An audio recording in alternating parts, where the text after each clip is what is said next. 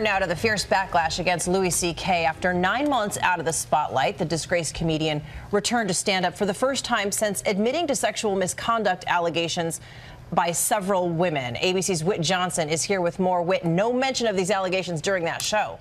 That's right, Cecilia. Surprise and also plenty of outrage following the show. Louis C.K. made a name for himself telling jokes about male hypocrisy, taking shots at his own sexual missteps. But in his comeback routine, the comedian reportedly ignored the elephant in the room, bypassing the allegations that toppled his career. I'm the guy that women see and they go, Known for his raunchy stand-up routines, this morning Louis C.K.'s controversial comeback is prompting a social media firestorm. The disgraced comedian performing stand-up over the weekend for the first time since admitting to exposing and touching himself in front of several women, but made no mention about those allegations on stage. On stage, he didn't make any real reference to it. And I'm not sure why. He just went on and pretended like any other set. The internet exploding. Comedian Michael Ian Black initially defending him in one post, writing, "We'll take heat for this, but people have to be allowed to serve their time and move on with their lives." Others firing back. One tweeting, "It seems I missed the part when Louis C.K. served time. I just remember him living quietly as a millionaire for less than a year."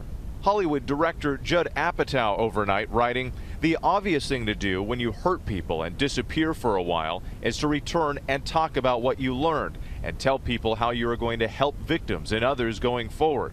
That hasn't happened here or with anyone who has been accused." Last year, Rebecca Corey, one of the women who spoke out publicly about CK's behavior, shared her story with ABC News. She believes the idea of him ever making a comeback is disturbing.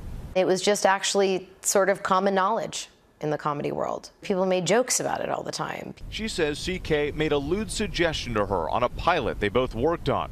The executive producers of the show, Courtney Cox and David Arquette, offered to shut down production, but Corey refused, a decision she later regretted.